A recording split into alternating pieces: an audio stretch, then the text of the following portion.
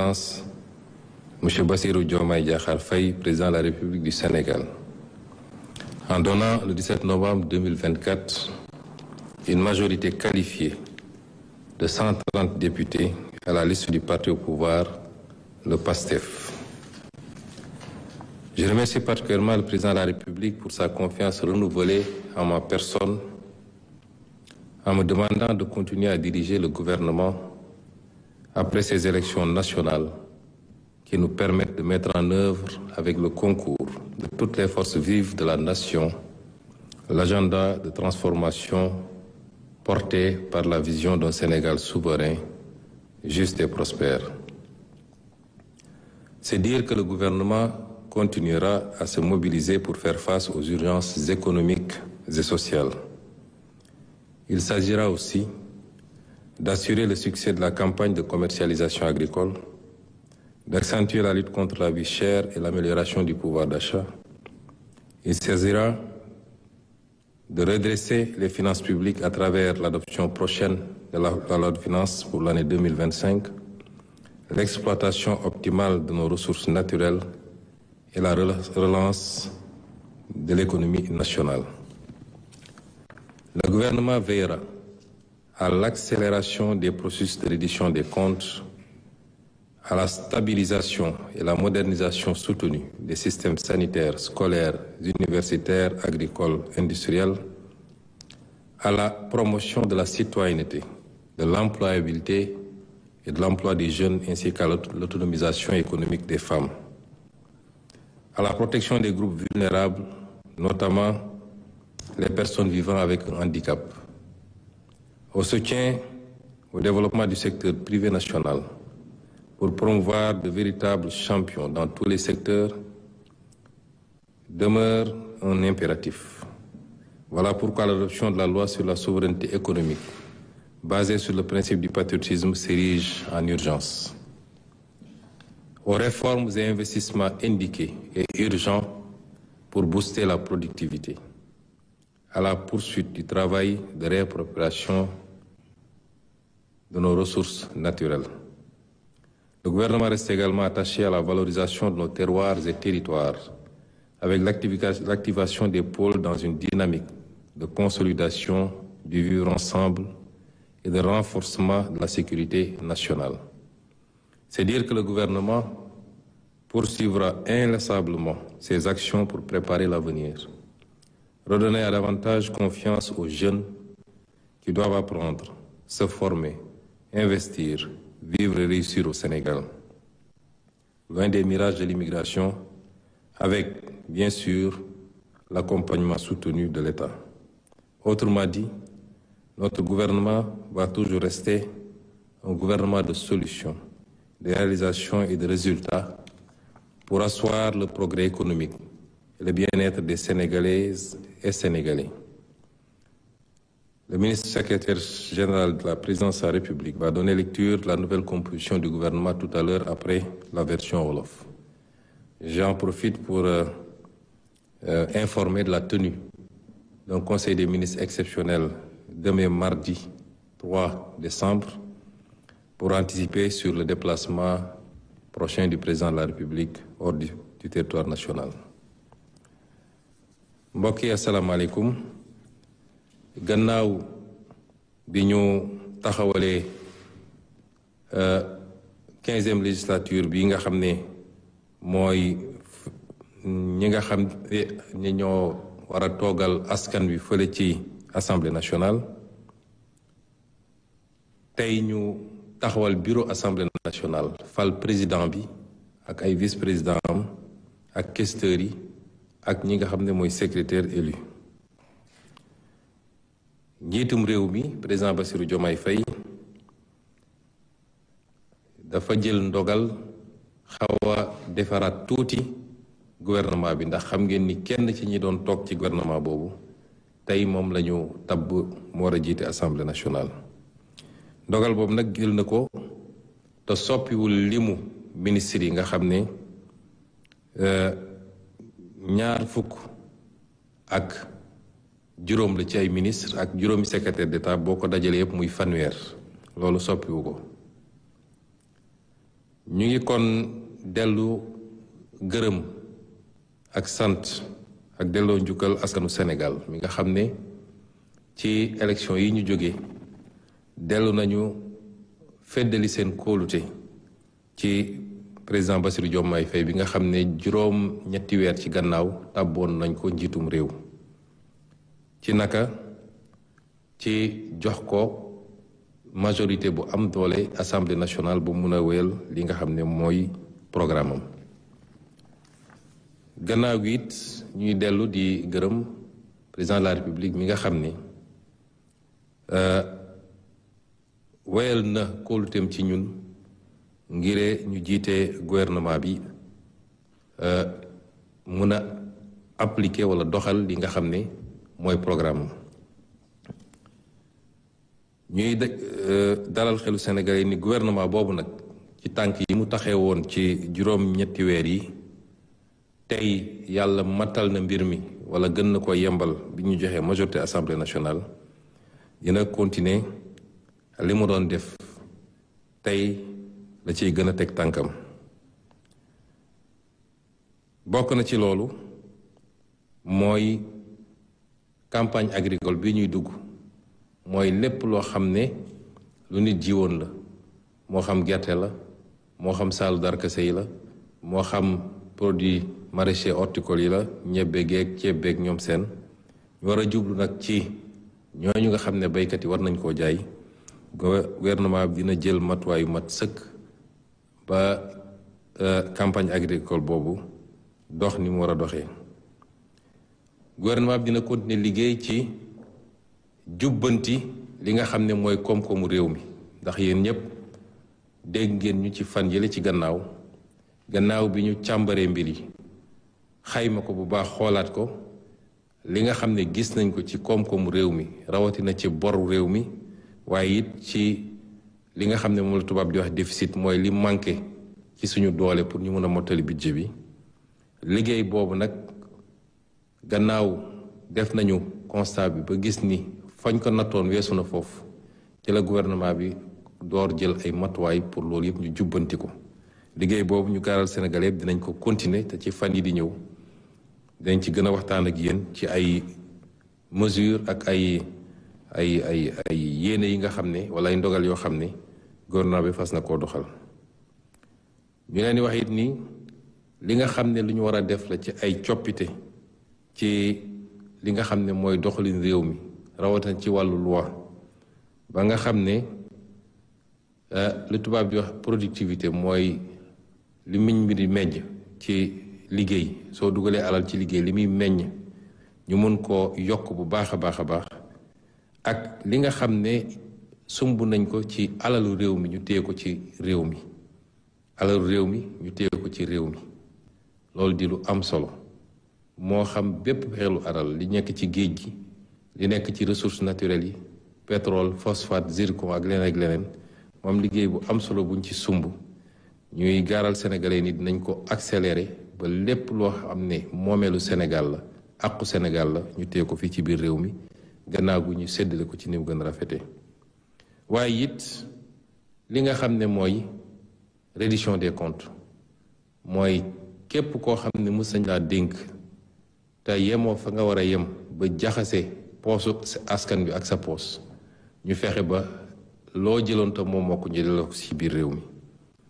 waaye it li nga xam ne moo jëm ci décentralisation mooy ñu fexe ba gox yi ak gox-goxaan yi ñu doole leen ba nit ñi mën a moom seen bopp foofu bañ a ñoom ñëpp war a ñëw biir Ndakaaru waaye tamit continuer di liggéey li jëm ci ndaw ñi di waxaat di ko waxaat ni suñu priorité bi gën a rëy mooy ndaw ñi ndax ñooy li ëpp ci réew mi ñoo gën a soxla ku leen taxaw ñoo gën a soxla liggéey ñoom ñooy suñu priorité absolue waxat rawatina li jëm ci seen liggéey ñuy gaaral ni gouvernement bi ci programme ñuy déroulé à partir de maintenant te ak li ñuy jàllale ci biir assemblée nationale loolu priorité absolue la ci doon waaye daral xelu Sénégal yépp nag ni lépp lu jëm ci système sanitaire bi mooy paj mi njàng mi ci suuf ba ci kaw ak lépp lu jëm ci fexe ba tabax ay industrie yoo xam ne moom mooy li gën a am solo ci xolu programme économique bi loolu suñu yitte la li nga xam ne nag mooy citoyenneté dafa am solo ci réew mu ne ndax balaa nga naan naam ne fa réew waa réew mi koy tabax moo tax bi ñu toogee léegi defe naa président de la république lancé na ay programme citoyenneté yu am solo te bi ci gën a fës mooy setal suñu réew te barki démb rek dalal na fii ci palais bi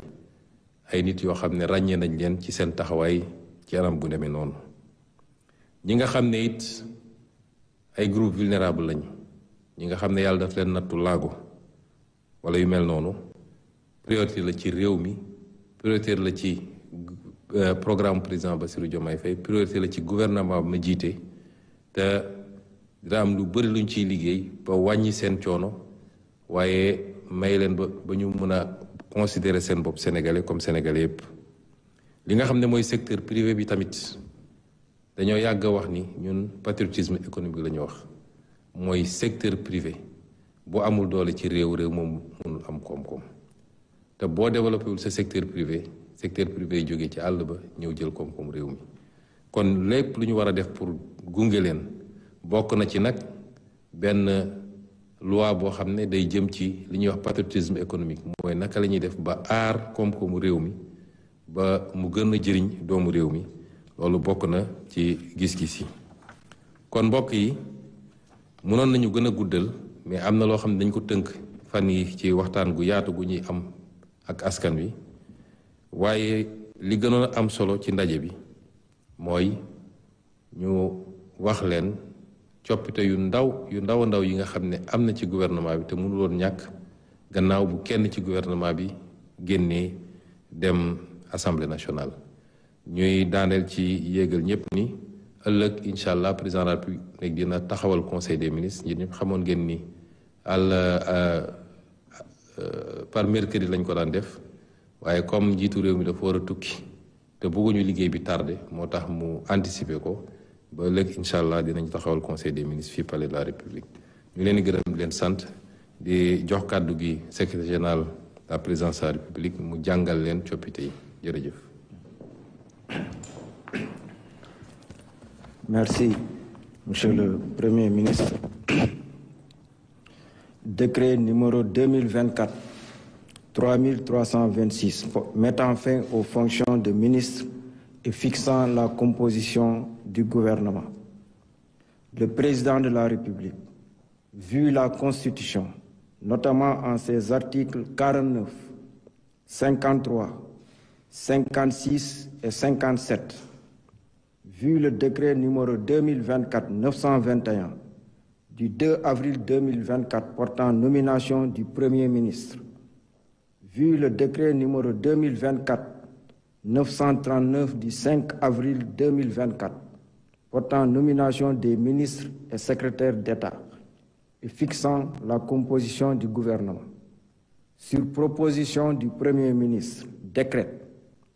article 1er, il est mis fin aux fonctions de M. Malick Ndiaye, ministre des Infrastructures et des Transports terrestres et aériens, de M. Yankhoba Diémé, ministre du Travail, de l'Emploi et des Relations avec les institutions. Article 2. Sont nommés membres du gouvernement. Madame Yacine Fall, ministre de l'Intégration africaine et des Affaires étrangères. Général Biram Diop, ministre des Forces armées. Monsieur Ousmane Diagne, ministre de la Justice, garde des Sceaux. Général Jean-Baptiste Tine, ministre de l'Intérieur et de la Sécurité publique. Monsieur Biram Souley Diop, ministre de l'Énergie, du Pétrole et des Mines. Monsieur Abdourahmane Sarr, ministre de l'Économie, du Plan et de la Coopération. Monsieur Cheikh Diba, ministre des Finances et du Budget. Monsieur Yankoba Diémé, ministre des Infrastructures et des Transports terrestres et aériens. M. Daouda Ngom, ministre de l'Environnement et de la Transition écologique, M. Amadou Moustapha Ndiek Sarré, ministre de la Formation professionnelle et technique, porte-parole du gouvernement, M. Cheikh Tidiane Dièye, ministre de l'Hydraulique et de l'Assainissement, M. Alioune Sall, ministre de la Communication, des Télécommunications et du Numérique, M. El Hadj Abdourahmane Diouf, ministre de l'Enseignement supérieur, de la Recherche et de l'Innovation, M. Serigne Gueye Diop, ministre de l'Industrie et du Commerce, Madame Fatou Diouf, ministre des Pêches et des Infrastructures maritimes et portuaires, Madame Maïmouna Dièye, ministre de la Famille et des Solidarités, M. Abbas Fall, ministre du Travail, de l'Emploi et des Relations avec les institutions, M. Balla Moussa Fofana, ministre de l'Urbanisme, des Collectivités territoriales et de l'Aménagement des territoires, M. Moustapha Mamba Guirassi, ministre de l'Éducation nationale, M. Ibrahim Sy, ministre de la Santé et de l'Action sociale, M. Olivier Boukal, ministre de la Fonction publique et de la Réforme du secteur public, Madame Khady Diène Gaye, ministre de la Jeunesse, des Sports et de la Culture, M. Mabouba Diagne, ministre de l'Agriculture, de la Souveraineté alimentaire et de l'Élevage, M. Alioune John, ministre de la Microfinance et de l'Économie sociale et solidaire, M. Muntaga Diao, ministre du Tourisme et de l'Artisanat, M. Amadou Chérif Diouf, secrétaire d'État auprès du ministre de l'Intégration africaine et des Affaires étrangères chargé des Sénégalais de l'extérieur, M. Ibrahima Thiam, secrétaire d'État auprès du ministre de l'Industrie et du Commerce chargé du développement des petites et moyennes industries, M. Mohamed Talandaou, secrétaire d'État auprès du ministre de l'Urbanisme, des collectivités territoriales et de l'aménagement des territoires chargé de l'urbanisme et du logement, M. Alpha Ba, secrétaire d'État auprès du ministre de l'Agriculture, de la Souveraineté alimentaire et de l'élevage chargé des coopératives et de l'encadrement paysan, M. Bakary Sarr, secrétaire d'État auprès du ministre de la Jeunesse, des Sports et de la Culture, chargé de la culture, des industries créatives et du patrimoine historique. Article 3. Le présent décret sera publié au journal officiel de la République du Sénégal. Fait à Dakar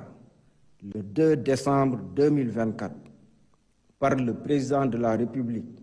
Bassirou Diomaye Diakhar Faye, le Premier ministre Ousmane Sonko. Je vous remercie.